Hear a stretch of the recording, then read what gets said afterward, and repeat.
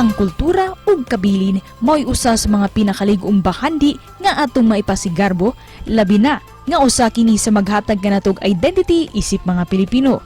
Si Lola Catalina Horolan, 80 anyos, nagpuyo sa dakbayan sa Subo, ni paambit siyang pinalahi nga negosyo nga wax paper flower. Dugay na niyang naandan ang pagbuhat ug pagpamaligya niini, labi na nga mao kini ang sagad gamiton sa Flores de Mayo o baka sa bisan unsang okasyon. Usa ang mga obra ni Lola sa angayan natong gakson ug hangupon taliwa ning nagkamoderno nga panahon. Karong buntaga, ato siyang milaila dinilang sa GMA Regional TV Live. Tanaw ta karon mga kapuso kining maghimuay og wax paper flower gikan sa dakbayan sa Subo, Catalina. Huralon makauban nato sa programa mayong buntag. Lola Catalina, welcome sa GMA Regional TV Live. Mamahimo ba nimong mapaila-ila ang imong kaugalingon sa atong mga viewers? Ako si Mrs. Catalina Ibarra Horolan. Nya byuda naman ko. May ami diri sa akong tanang mga apo, nagpundok may aning balay, akong mga anak, mga umagad. Pundok mi tanan diri nya malipayon mami way samok. Nya akong trabaho mao ning buwak. Akong gitudlo sad sa akong mga palibot. Buhan mga katon sad sila. Sila lang mo deliver sa Freedom. Kaya di naman ko kakaya. Kaya sinta na ko.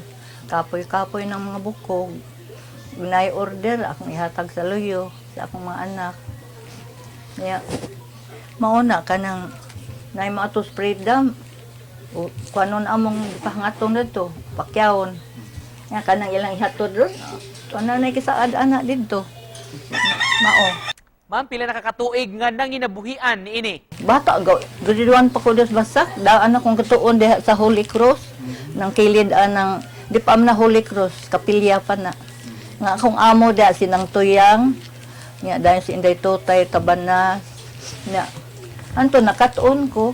Pila ka buok ang imong anak, Ma'am Catalina? Na po, 5 ang laki, 5 ang babae. Human ba silang tanan sa pag-eskwela? Oh, ang uban, kuan marine engineer man na. Wa kasakay sa barko kay gaminyo. Wa mahinayon og sakay naman ta na. Ito'y akong usa na sa hotel. Kuan. Yan ang hotel ang restaurant iyang trabaho. Oh, naa sa trabaho niya. Butan na ako mga apo. Naana ko akong mga daga. Ma'am, mahimo bang suginlan minimo unsay proseso paggama nining wax paper flower? Depende sa ilang ipabuhat, maura sa imong buhaton. Kung dili pa banyuhan, di po ka nag-wax, adi lang sana mo kaanan.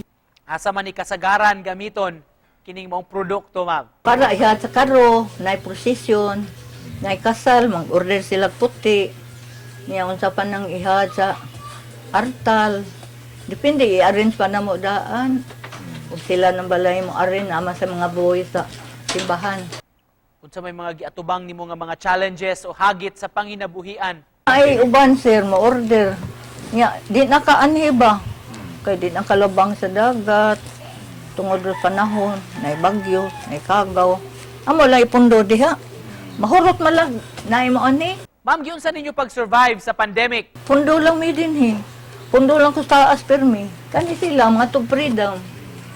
Nya ako, naar ko sa amin ako sa kuan balita, sa radyo, na TV.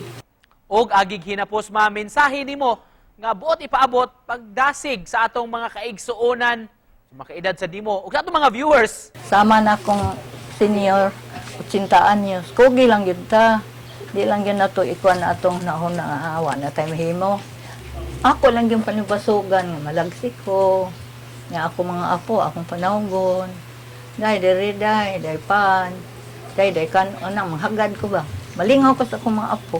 Daghang salamat, ma'am. Amping